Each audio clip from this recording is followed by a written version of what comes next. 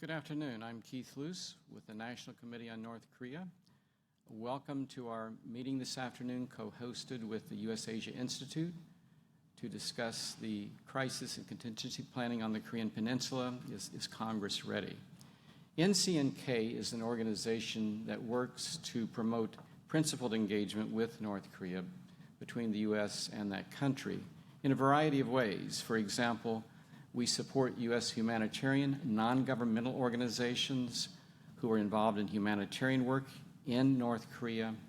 We support Track 2 talks, meaning discussions at the non-governmental level between American citizens and North Koreans. In addition, through events such as this today, with the US-Asia Institute today, we promote information sharing about North Korea so that the public, so that the Congress, policymakers are better informed in terms of options they have in dealing with that particular country. We have information on our website, ncnk.org, as well as the website called North Korea in the World, which we share with the East-West Center. But now I'd like to turn to Alec Bowman, Program Manager for the US-Asia Institute. Thank you, Keith, for the kind introduction. As mentioned, my name is Alec Bowman. I'm the Director of Programming and Communication at the US-Asia Institute. By way of background, USAI is a nonpartisan, United Nations recognized nonprofit with a 43-year track record of building understanding between the countries of Asia and the United States. Some of our work includes deep congressional engagement to expand knowledge of Asia, and more specifically, when it comes to the Korean Peninsula, some of our work that is most recognized would involve congressional and member delegations to Asia, and more particularly the Korean Peninsula. I'd like to thank Keith Luce and NCNK for co-hosting this event with us, and I will now pass it back to Keith to continue the rest of this briefing for us, so thank you. Thank you, Alec. So this is a timely event in terms of North Korea, South Korea, United States, the alliance. From an NCNK and US-Asia Institute perspective, we thought it was timely to present information on events in the peninsula. I mean, after all, a lot of the oxygen has been sucked out of the information room given the events with Russia and Ukraine, given China, US-China relations or lack thereof, Afghanistan, and so on. And we know that the Congress members only have a limited amount of time, and staff as well. And so the Congress often works as a firehouse, responding to the crisis of the moment. So we wanted to take a few moments today to introduce you to some information through the Korea Risk Group analysts, NK Pro, NK News. They are an accomplished team of individuals who know a lot about North Korea, South Korea, U.S. relations with the South, U.S. attempted relations with North Korea today. So at this point in time, I'm pleased to turn the program over to Chad O'Carroll. Chad? Thank you, Keith, for the introduction. My name's Chad O'Carroll. I'm the founder of Korea Risk Group, which makes NK News and NK Pro. And before we have the discussion today, I was just going to show you about 10 minutes of slides to set the scene. There's been no war in Korea, obviously, for 70 years, and as a result of that, we have a very vibrant economy, lots of foreign companies based there. But of course, the peninsula is still technically in a state of war. And I think it's, often if you're living in Korea and you ask Koreans about that fact, it's, there's a lot of complacency that this status quo will prevail. There was also a lot of complacency in Kiev in February 2022, despite US intelligence warnings that a Russian invasion was imminent. People didn't listen, and we saw a war start that's resulted in the biggest refugee crisis in Europe since World War II. Tens of thousands dead. There was also complacency in the West in early 2020 when the mystery virus broke out in Wuhan.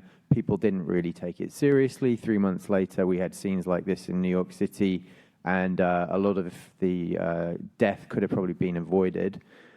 closer to home on the Korean Peninsula, back in November 2010, I think it was, late 2010, the North Koreans faxed in a warning to the South Koreans and said, if you go ahead with live fire drills near the disputed northern limit line, we will respond. And of course they did by shelling Yeonpyeong-do. That's all just a reminder that it's important, I believe, not to be too complacent about the situation on the Korean Peninsula.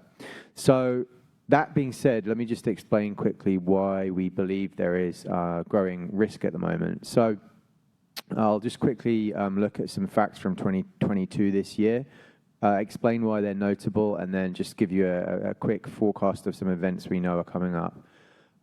If there's anything you should take away today from these remarks, it's that North Korea's missile program is becoming really, really serious.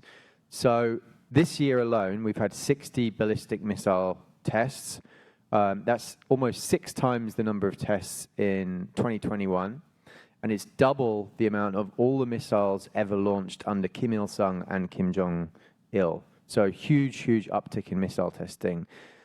In addition, if you look at what's being tested, so on the one hand, we've had 7 tests involving long-range ICBM technology. Now, you remember just in 2017, it was the threat of one of these tests that nearly brought the peninsula to war.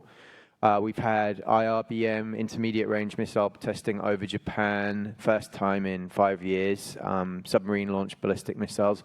2 hypersonic missiles tested in January. Cruise missiles being tested, with the North Koreans claiming that one of them went right down to 80 kilometers from Ulsan on the really far end of South Korea. And most importantly, missile war exercises, which I'm going to come back to. In addition, there's artillery being fired on a regular basis. Just the last couple of days, we've seen an exchange between the 2 Koreas in the East Sea. There have been skirmishes in the West Sea for the first time in years, and massive North Korean air exercises right on the inter-Korean border. Behind the scenes, North Korea is also working on plans to launch reconnaissance satellites, which could be as soon as January or February. There's been lots of anticipation of a 7th nuclear test. They're working on drones that can fly all the way to Jeju Island. They're working on solid fuel ICBMs, which when complete will be deliverable to the US in just moments of preparation. And there's been a nuclear policy review, which we'll probably talk about, where they've warned of preemptive nuclear use and automatic nuclear use in certain circumstances. This has all not been happening in isolation, of course. The key thing is that since Biden has been launched his presidency, he's offered talks at any time, but the North Koreans are not interested. He's had a summit with Yoon Suk-yeol of South Korea, and they agreed to once again start doing these massive scale exercises and rotate strategic assets onto the peninsula, which is somewhat triggering for the North Koreans. And then, of course, when you look at China and Russia, what's been going on there, I mean, the key thing is the growing unofficial sanctions relief and the use of vetoes at the UN and, frankly, ignoring sanctions in some areas. So North Korea's been given a lot of latitude, I'd say, to do missile testing in ways that we've not seen. And Japan, of course, also militarizing. Prime Minister Kishida wants to significantly increase the Navy. There are rumors that Japan is working on hypersonic missiles of their own, and the defense budget is about to be significantly increased. Now, those are just some basic facts, but things happening inside North Korea are also important to consider. Now, this is a photo we got of the Tongil market, which I'm sure Martina is familiar with. It's a market in Pyongyang. This was taken just a couple months ago and shows it's pretty lively again. But just a few months in late November, the story was very different. Due to sanctions, the stores in Pyongyang were really getting empty, and that unpredictable food supply it could come back again, and it could be a risk indicator. Secondly, while the ideology seems strong from the outside, the reality is that inside North Korea, they're increasingly anxious about foreign information coming in. new laws to stop people consuming South Korean information. This is the real Achilles heel of Kim Jong-un's system and could be another source of disruption or instability in the future. And lastly, of course, Kim Jong-un's health status. Big question mark about that. You may have seen his weight has been up and down. He's introduced his daughter now. There's a possibility there may be some kind of cardiac issue that is behind the scenes. And if he dies suddenly, that's obviously another potential risk indicator. So all that said, what's notable about this and why does this mean there's growing fear or concern amongst some of us? This year we've had lots of firsts. So missile exercises, it used to be the case that we just see missiles being tested one by one, mainly for engineering or scientific purposes. This year we've seen things like 8 missiles launched in a single day in different directions. We've seen 23 missiles launched in another day. And what they're actually drilling for is nuclear missile warfighting. And they're actively showing that they have this capability. Secondly, the very large-scale air exercises taking place outside of the normal winter training cycle, right by the inter-Korean border. Very easy for something to go wrong, and that could trigger a major escalation. And importantly, Kim Jong-un is committed to this power-for-power approach, where if the US or ROC does something, he will equal it in terms of military shows of power. The other worrying thing is there's not really anything. It's hard to see what a de-escalation ramp would look like right now between the US, ROC, and North Korea. What are they going to talk about? The North insists that they're never going to negotiate denuclearization again, and on the South Korean and US side, that's obviously unpalatable. Internationally, a changing environment. Ukraine, if tactical nuclear weapons get used there, that could have some impact on North Korea's thinking. If there's an invasion of Taiwan, North Korea has warned explicitly that any US response to that could trigger events on the peninsula. And with this growing Cold War 2.0, it's clear which side North Korea is on. Just quickly to look forward, a few of the things that are concerning us on the horizon. Obviously, there is a talk of a nuclear test sometime soon. Winter exercises are coming up in North Korea.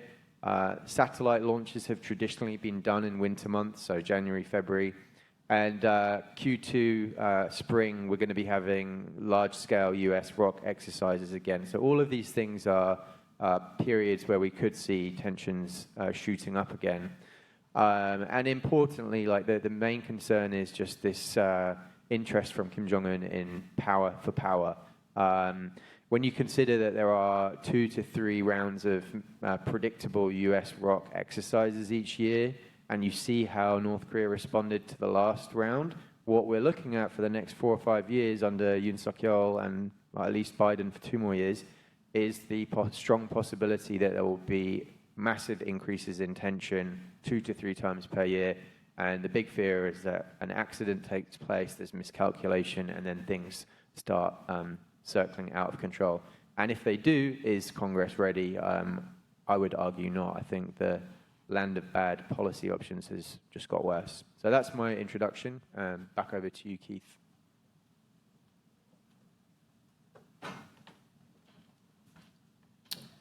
Thank you, Chad. And for the benefit of our audience, I would refer you to the invitation you received about today's event, which contains the bios of each of our presenters. So, Chad, as you are aware, the issue of renewed military exercises, that is a sensitive topic. It's a sensitive topic in the U.S., in the ROK, in North Korea. And so American officials and South Korean officials maintain that the renewal of military exercises is important for readiness, for military readiness. And some officials maintain that under the Moon Jae-in administration, that the readiness of South Korea, the U.S., was diminished due to lesser exercises. But what's different now? I mean, the U.S. and the ROK, they are resuming military exercises. They've done this in the past. But what's different between now and in the past when military exercises were renewed? I think the most important thing is that North Korea now has a capability to conduct their own large-scale rounds of missile testing, air movements, Navy, in a way that maybe was less possible 5 years ago. If you think back to 2017 when there was the Fire and Fury, and you take a bird's eye view of what was going on, it was actually mainly US and ROC shows of heavy metal at that time, and North Korea just doing the occasional missile test, but incrementally moving forward. And now the way it looks is that their missile production industry capability is significantly increased, and they have a lot of missiles available. They have a lot of fuel for missiles available, and they're willing to use that. That's one thing that's changed. Secondly, post Hanoi, I think the North Koreans have given up entirely on the US as and South Korea certainly, as a potential partner of dialogue. And I think what their strategy is right now is to increase the cost so much for South Korea and the US that they hope to eventually compel the US and South Korea to recognize their nuclear weapon status. In other words, to show that if you drill every year in this way, we're going to increase the heat surrounding those large-scale drills in South Korea. And the only option to decrease the heat is either you stop the drills or just recognize that we're now a de facto nuclear weapon state. And of course, it's the first time these drills have taken place since the summitry. And I think the North Koreans wanted to make the point that these are not welcome. Yeah. Jongmin, did you have a comment? Yes, just briefly. I think U.S.-South Korea joint exercises, combined exercises, they always existed, sometimes public, sometimes not public, and rhetorics also sometimes they were different based on which administration was in power in South Korea. But I think, just echoing Chad, the format of response from North Korea has changed in recent months, which I think is important. After the September 9th new law from North Korea about their new nuclear doctrine, they have put much effort into normalizing this idea of tactical nuclear weapons operation unit. And in the past, when there were South Korean US drills, if you see the headlines, if North Korea tests a missile during the US ROK drills, they would say something like, oh, it's a response, this missile is a response to this type of drill. But that kind of trend changed recently. North Korea stopped reporting on every single missiles in their domestic Rodong-Sinmun newspaper or KCTV, their state television. It's more like they don't report on individual missiles and they hold it for a few weeks or a few days, and then they have a photo spread at the end of 2 weeks or so, which usually matched with the end of the US ROK drills recently, like the end of Vigilant Storm, the end of USS Ronald Reagan, Carrier Strike Group joint exercises with South Korea. They wait for them to end, and then they report with a photo spread of multiple missile exercises of the units to respond, and framing it as a counter-response military operation against this particular type of US ROK drills. For example, when they did the USS Ronald Reagan joint exercises, they used the assets that could actually aim at the US assets that are near the Korean Peninsula. So their response is becoming more, from their perspective, maybe more wholesome. They are trying to make them, make their capabilities look more full and their own readiness against South Korean US readiness as well. And just the second part to what has changed is also the administration in South Korea. They have a little bit more hot-headed, a little bit more stronger worded rhetoric when they are doing the US-South Korea exercises or even South Korea's unilateral exercises. They tend to have stronger rhetoric about how their exercises are framed around potentially hitting the origin of the threat in North Korean leadership, basically. And this kind of thing, South Korean administrations in the past, sometimes they didn't, but they usually avoided provoking North Korea too much. But recently, the rhetoric has strengthened a little bit. Jongmin, you just brought up an important point about the personal nature of the situation now that has been injected by the South and to some degree by the United States. We will all recall that following the summit between President Biden and President Yoon, there was a joint statement. That statement included an emphasis on deterrence. And one of the examples of deterrence that the South especially has continued to promote is killing the North Korean leader, decapitation, etc. Now, indeed, this may be part of a military strategy of any country in any conflict, but some suggest that the ongoing public emphasis on killing the North Korean leader has contributed to an extra level of tension on the North Korean side. Whatever may be the case, we are now at a different realm of dynamic, shall we say, on this. What else would you add on this angle of kill chain, leadership decapitation, and so on? Okay, when it comes to decapitation, they don't say it exactly, but they say something very similar to it, that North Koreans can read it as decapitation, which is kill chain, basically.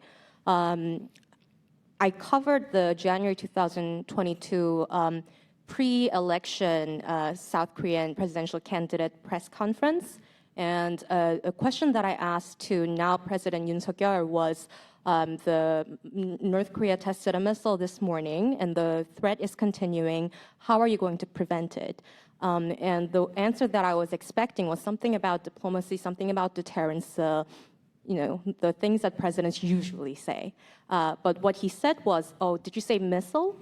We should preemptively strike the missile, because once it flies, it's hard to intercept. So we have to hit the origin of the potential and imminent missile attack so that it doesn't fly.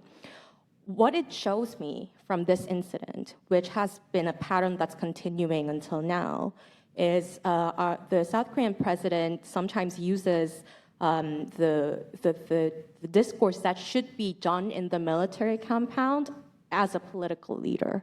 So it complicates things, because once the president starts talking about kill chain, then that leads to North Korea even increasing more defense capabilities and increasing their rhetoric as well to respond to it, because it's a direct insult and a threat against their leadership. So that's one. And also three-axis system, which involves kill chain and also involving Korea air and missile defense and also retaliation. That's the three pillar. That's not new. We had seen it in previous administrations, but it was not made public all the time. But he's making it public, and he has built it into the presidential pledges. So we see it every day almost in headlines, what kind of kill chain capabilities that we are building, and so on and so forth. So along with this, there has been more access to presidential remarks recently from journalists.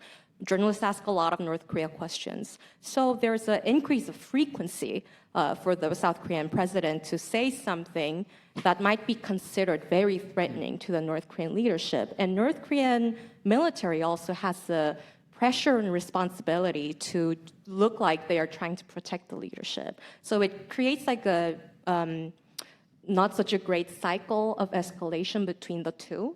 And another part of this is the South Korean president started off with a very low approval rate, and it still remains that way.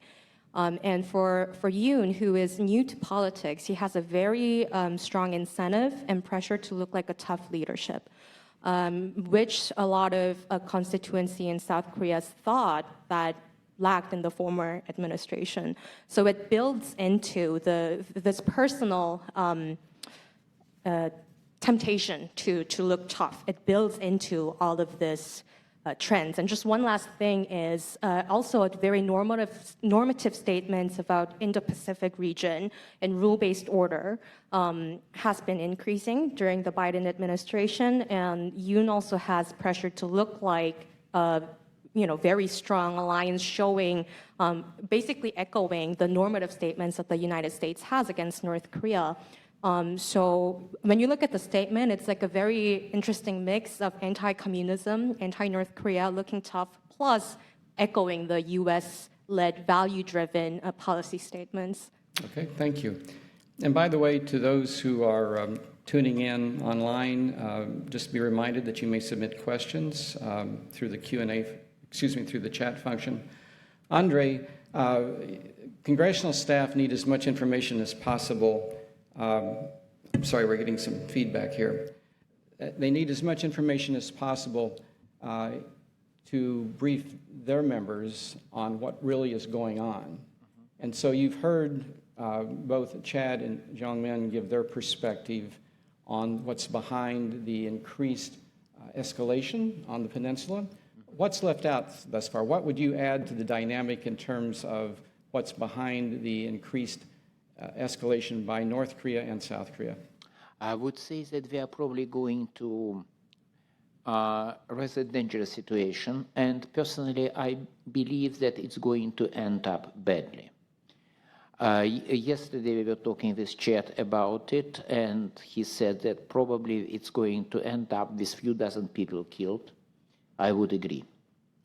We have seen such confrontation, Chonan event attack, it's 46 people if I remember correctly, and Yeonpyeongdo Island. And this is what is likely to happen.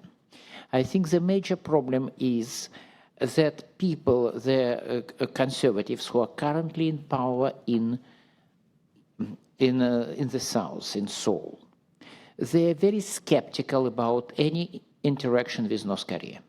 Their logic is, historically they say, and I'm sort of quoting them, all interactions with North Korea ended up with North Korea getting some South Korean taxpayers' money and eventually using this money to further develop its nuclear and missile capabilities.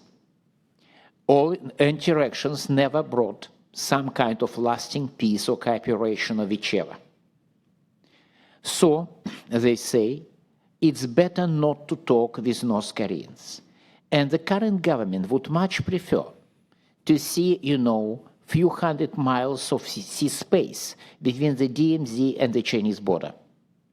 They would prefer not to deal with North Korea. And now, in spite of all this statement that we want, they say, this kind of audacious proposal, that is, basically they make some proposals which are known to be unacceptable because they are based on the assumption that North Korea would surrender nuclear weapons. It will not. And another part of the story is that both sides, North and South Korea, they want to show how tough they are. They are determined to reply to force with force, and it's highly dangerous. Because neither side wants to blink. North Koreans have missile launches, South Koreans have joint exercises, more launches, South Koreans basically get extra few days for exercises and get more military assets and so on.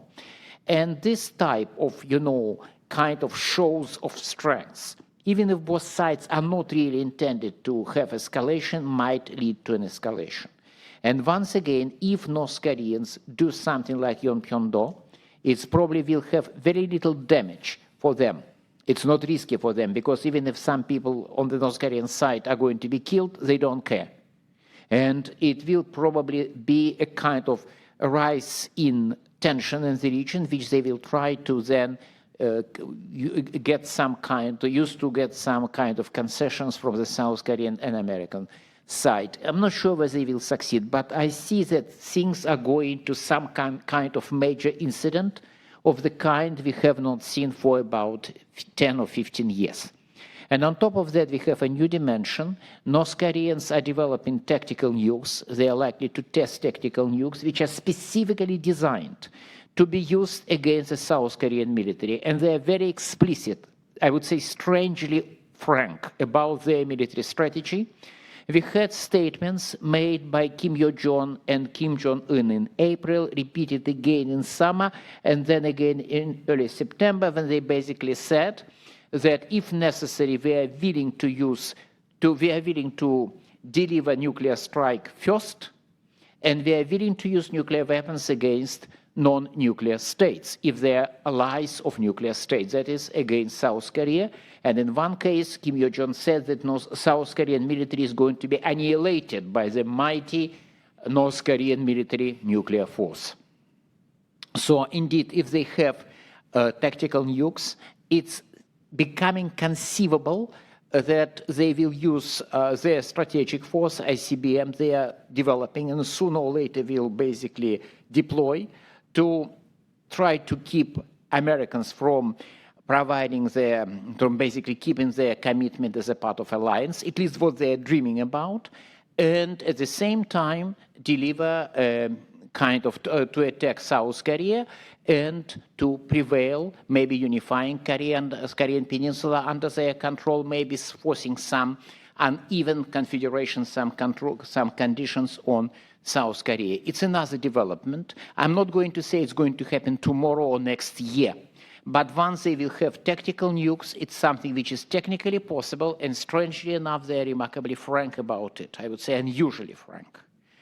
So it means that a second Korean War, I'm not saying it's going to happen anytime soon, because there are so many variables, like position of China, position of the United States. But at least this is something they are clearly dreaming again about. And this is not a good news. So basically, Korea is becoming more dangerous place in the short run because of this kind of stubborn position of both sides. And probably I'm there to blame South Koreans more, because North Koreans have always been like that. And in the long run, this development of the tactical nuclear weapons in the north, which will, in the long run, definitely change the military balance. And if they have some doubts about value of American strategic commitments, reliability of extended deterrence, they might try to have a go to finish the unfinished business of summer 1950. Again, I'm not going to say that it's going to happen tomorrow, but it's moving from the realm of impossible to the realm of possible but not very likely, and it's not good. All right, so we know the situation's bad. We know it's very dangerous. Chad, I'm going to turn to you in a moment and give you an opportunity to address the question of risk reduction or risk management. Steve Norper sent in a question on this front in terms of what are the prospects for risk reduction. But so please be thinking about your key points in that regard, Chad. But in the meantime, I would like to remind that in addition to the nuclear issue, which is very serious, there are several other points of interest and concern to the United States involving North Korea. Those, of course, include the issue of American POWs, Americans missing in action from the Korean War, the issue of remains of those individuals. There is the issue of divided families from the Korean War, human rights issues. These and a number of other issues are important to many Americans, while in fact this nuclear situation is serious, very serious. At the end of the day, there are many in the United States who are of the opinion that through the years, administrations have been inconsistent. For example, in the area of POW, MIA human rights issues, U.S. presidents have been inconsistent in the attention they've given to this issue. The North Koreans know that. They have taken this issue less seriously, partly as a result. So there are other issues on the table. Once we get back to the point of talking with North Korea, these will be raised as well. Chad, talk to us about risk reduction in the immediate sense. Yeah, so I think the problem of insisting that everything has to be about denuclearization and pursuing that so doggedly, even though talks are about anything in theory, is that all of those things you've talked about are basically fallen by the wayside. We're at a stage now where North Korea is more isolated than it's ever been since probably the Korean War. There are no NGOs left in the country. There's no UN system there. There are a handful of embassies still operating. Medical supplies that were being administered by some of the foreign NGOs to tackle TB have not been entering the country. Human rights situation has probably declined. And it's hard to see how foreigners will be able to go in, I think, from any Western European or US, North American countries until the US can indicate that it's willing to maybe put aside the goal of denuclearization or keep it long-term focus, but it doesn't have to be the core driver of diplomacy and contact. So I would strongly suggest at this point, I mean,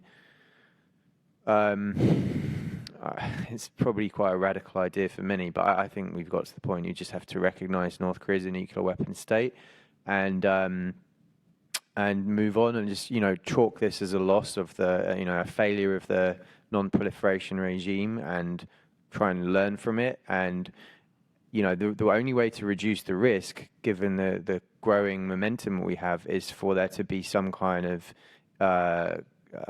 economic relationship or like some kind of form of strong engagement bringing the US and North Korea together. That would diminish the chance that these weapons are going to be used aggressively. That's one thing.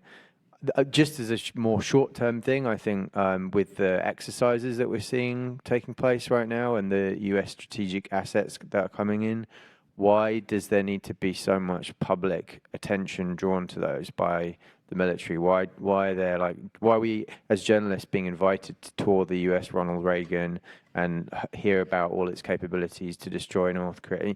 That probably worsens it. This exercising can be done probably much more clandestinely and privately in a way that would not enable the North Koreans to know so much and give less justification for them to pursue with missile tests and so on. But yeah, ultimately, I think we're just stuck in this grey area now, where I think most serious people recognise denuclearization is not going to happen, but the top, Biden and so on, insist it has to be the goal of diplomacy, and it's just, I think the cost is that we've just lost so much potential for improvement in other areas. So, Chad, let's pretend that this afternoon you have to prepare a memo to your member of Congress, and the memo is the issue of acknowledging North Korea as a nuclear state. Mm-hmm. So you've just pointed out some of the reasons why this might occur, or some would argue it should occur, but give us a little bit of balance here, both sides of the issue, if you would, sort of go down both columns. So what? Pros and cons. Well, if I was recommending against it, obviously the precedent it would set, the fact that the non-proliferation, we have a country that's left the NPT that's gone nuclear, and it could create a domino effect in the region. Japan and South Korea might decide to go nuclear. Saudi Arabia then, and then the NPT starts falling apart.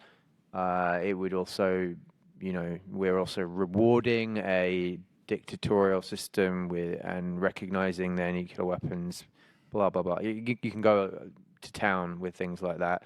I would argue on the flip side, though, that we already see there's growing appetite for nuclear weapons in South Korea, whether or not North Korea is recognized officially.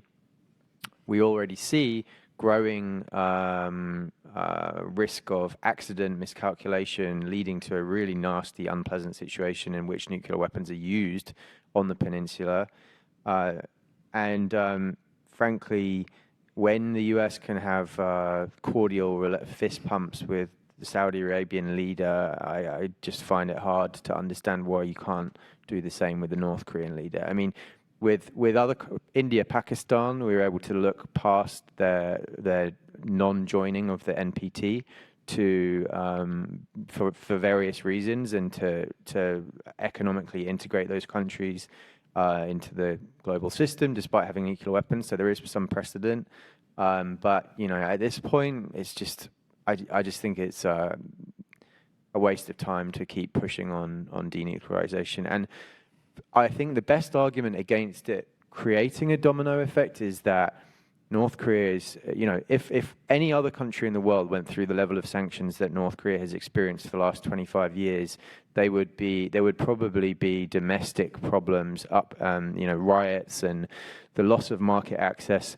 North Korea is so isolated that these economic sanctions have never really impacted the common people of North Korea in the same way as they might in a case like Libya 15 years ago. So I think that North Korea was quite unique to weather this storm, and those economic sanctions could still prevent other nations from going nuclear. So we have a question from John Sepian for Chad or anyone who might want to address this.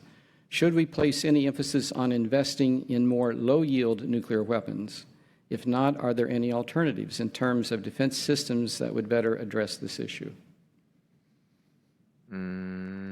We as in U.S. Yes. or U.S. South Korea? As in the U.S. or U.S. and South Korea? I mean, I think the North Koreans know that if they use nuclear weapons, there's actually maybe a medium chance that the US won't respond with nuclear weapons. We've seen Biden make it quite clear that if Putin used tactical nuclear weapons, it might not lead to a nuclear response because that could create a strategic nuclear war between the two sides.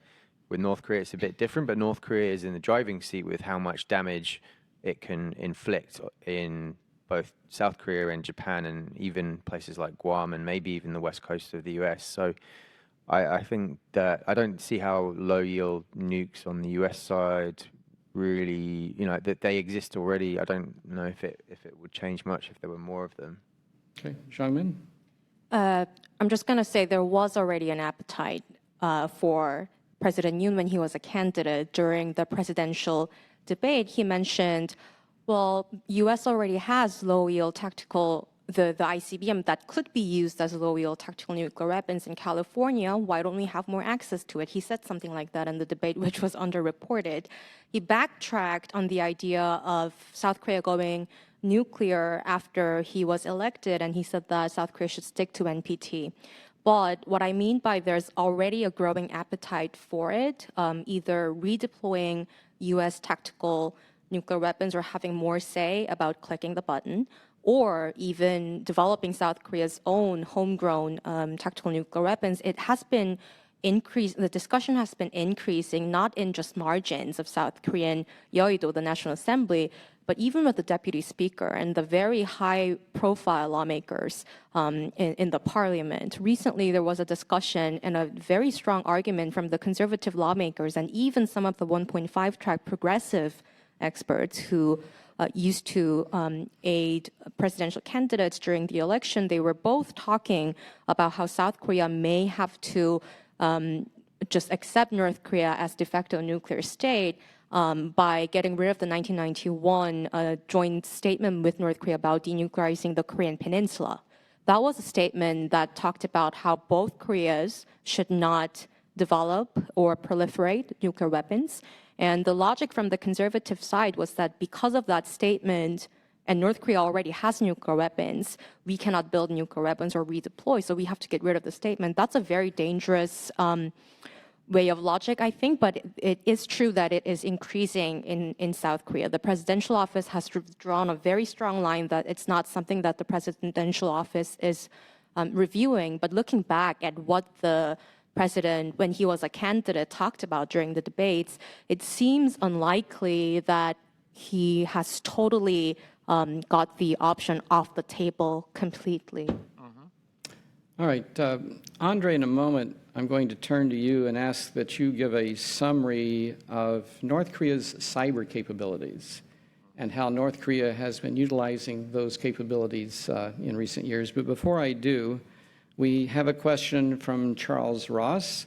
What is your suggestion on how to separate missiles and the humanitarian mission in North Korea? And I would just respond to that by saying that through the years, it's been the hope of American humanitarian non-governmental organizations that U.S. policy would separate issues related to nuclear and other items versus meeting the needs of the North Koreans who live in the countryside, who are dying from tuberculosis, multi-drug resistant TB, and on and on.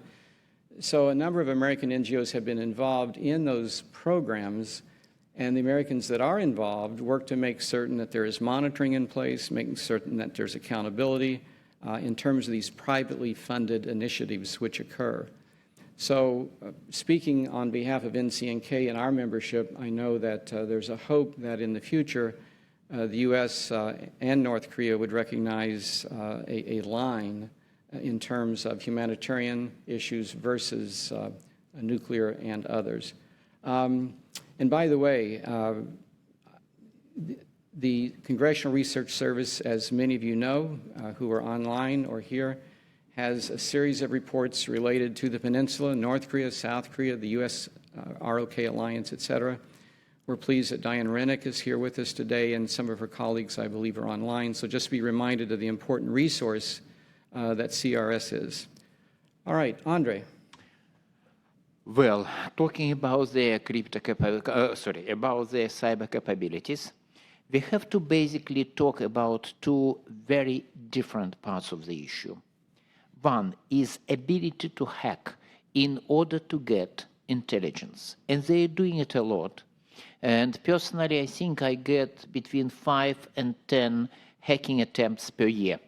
And and I think actually Chongmin and Chet are getting more frequent attacks. But what is probably more important is the use of their cyber capabilities for essentially stealing money. And it's seemingly becoming one of the major sources of North Korean income. Because if we look at North Korean trade balance, they don't publish it. It has to be reconstructed. And when we look at the reconstructed North Korean trade balance, we see that they consistently, their imports consistently exceeds their exports. So they basically buy more than they sell. Difference roughly about, in the recent, say, before the COVID, it was about $1 billion a year. But there are many other indicators which show that it's not really a trade deficit. They get money somehow. And in the past, they were engaged with, say, production of the illegal drugs, narcotics. But it's not widely understood, but they seriously downscaled production of illegal drugs around 2005, 2007. They do some kind, or basically all kinds of illegal activities, including, smuggling of whiskey or something. But if you look at the money, they, of course, counterfeit US $100 bills. But if you look at the likely income they get from this activity, it's not very big and probably diminishing. Same is arms trade, because demand in the military equipment is going down. They used to sell low-quality arms very cheaply, and demand is not very high anymore.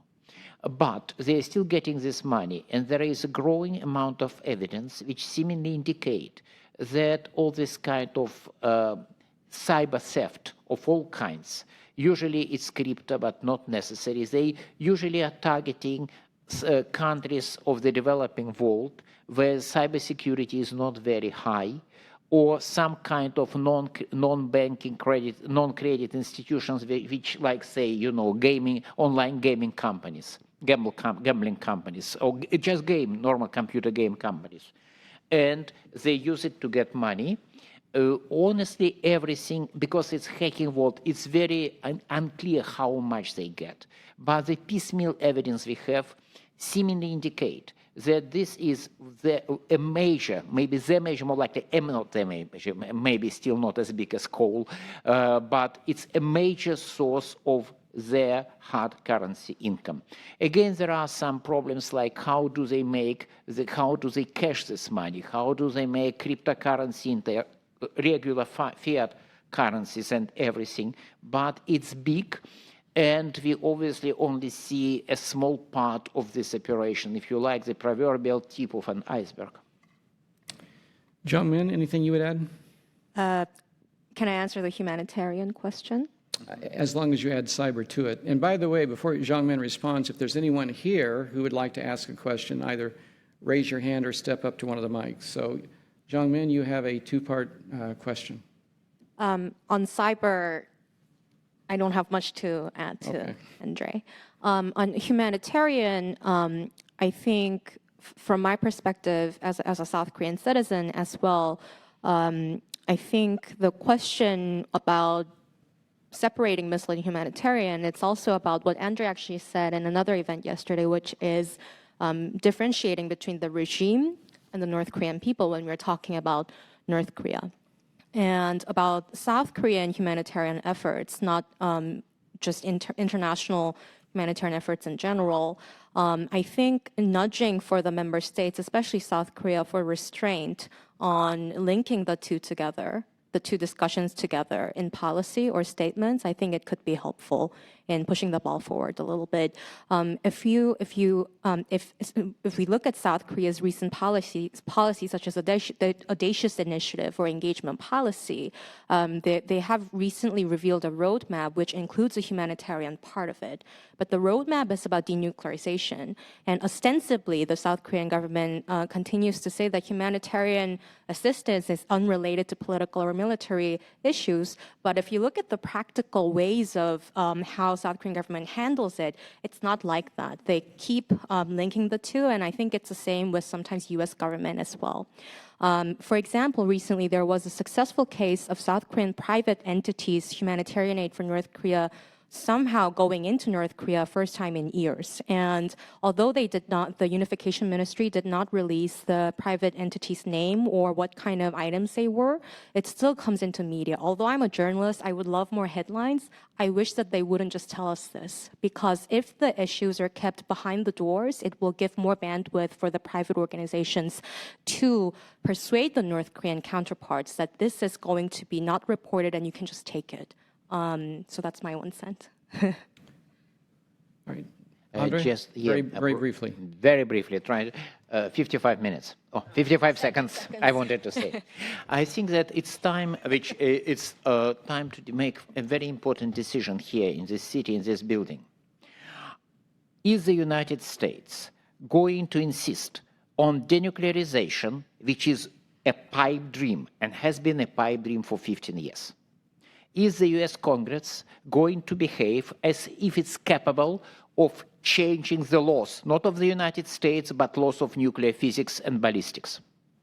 No matter what officially is said, it's possible, you can repeat as many times as you like that North Korea is not a nuclear state. It is a nuclear state, period. And as long as we try to ignore this fact, the situation is moving from bad to worse. We cannot go back to the non-nuclear state. Ideally, we should aim, I believe, at freezing the situation in its current bad shape. Because if we don't do it, it will be even worse. We have a normal political choice between bad and much worse. And the more undecisive, the longer we wait, the greater problem becomes. It's an issue. All right. Thank you. And by the way, I should emphasize that the comments of the panelists are their own opinions, do not reflect NC&K, but thank you. Absolutely, absolutely. Completely my opinion. Question from Dan Bob. Yeah, thanks. Chad, you made reference to the North Koreans taking advantage, I guess, of a conflict over Taiwan. And just wondering if you could give a sense of what that might entail. Briefly, please. Thank you.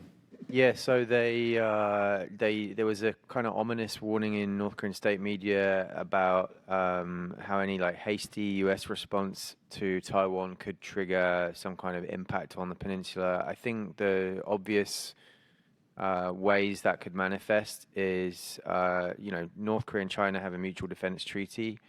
So would a U.S. attack on or near Taiwan be considered something that triggers the North Korean side of that? There are also U.S. bases, many, in South Korea. Those could be targets of North Korea if it wanted to support China in some way, and there are assets being used from those bases somehow in the in Taiwan. Those are a couple of ways. Massive cyber attacks. There's a lot of things North Korea could do to make things trickier for the U.S. if there was some kind of incident there. Thanks, Chad. Randall Spadoni, question? Yeah, thanks. So Kim Jong-un and Foreign Minister Choi Sun-hee have both talked about power for power, but also goodwill for goodwill. Is there any kind of unilateral action that ROK or U.S. could take to change this direction towards goodwill, to perhaps Oh, yeah. bring them back to the table? What might that look like?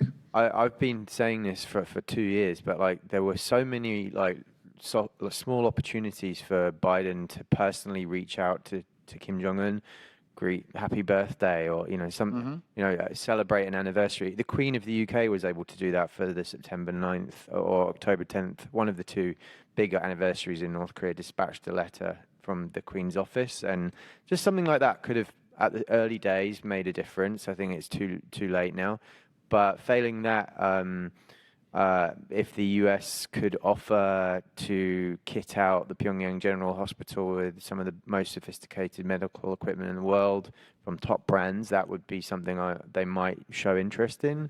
But I would actually argue that we talked earlier about the humanitarian needs to be separated from the nuclear, but what I fear is the case now in North Korea is the reverse is true. They see the issues as deeply connected, and they don't see the point of engaging with American media, with American NGOs, with I feel like unless that there is some momentum going in their way at this point, a grand new offer from the US, it will not trickle down to them seeing the value of separating action. Thanks, Chad. So, Chad, in a moment, I'll turn to you for any final comments you'd like to make. We are close to ending time. I would just comment, having been a staffer on Capitol Hill, if I were still working in the Congress, knowing what's happening on the peninsula, there are a number of questions that I would anticipate my boss asking in the days and weeks ahead, perhaps. Among those, what is the authority of the President of the United States to launch a nuclear strike on North Korea? Under what circumstances should or must Congress be consulted? What is the role of Congress if there is war again on the Korean Peninsula? How would the War Powers Act be applied or not in that case? So those are some tough questions, but I think they're important that we be prepared in terms of the public and elected members of Congress to be informed given whatever may happen. Chad, final comments? Yeah, my final comment is that I think the longer this situation is on the back burner, besides it getting worse from a military perspective, I think there's also a growing risk of brain drain from all of the NGOs on both sides of the coin, so humanitarian and human rights. Like in Seoul, there are all these people working on human rights who have to do it remotely. It's like lunar studies. They're like basically having to make these databases, talking to defectors. There are no defectors coming anymore. It's a really moribund area of research, I feel. And if there had been some progress at Hanoi, it's conceivable that some of those people could have actually been working inside North Korea on women's rights or climate-related issues, like some of the lower-hanging fruit within the human rights area. And I think it's just depressing to think if this continues to be overlooked geopolitically, that we may lose some of the smartest minds on the subject to other fields, basically.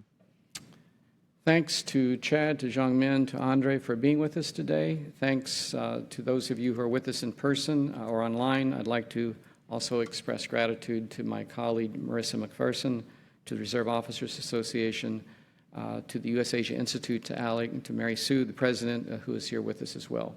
With that, we are concluded.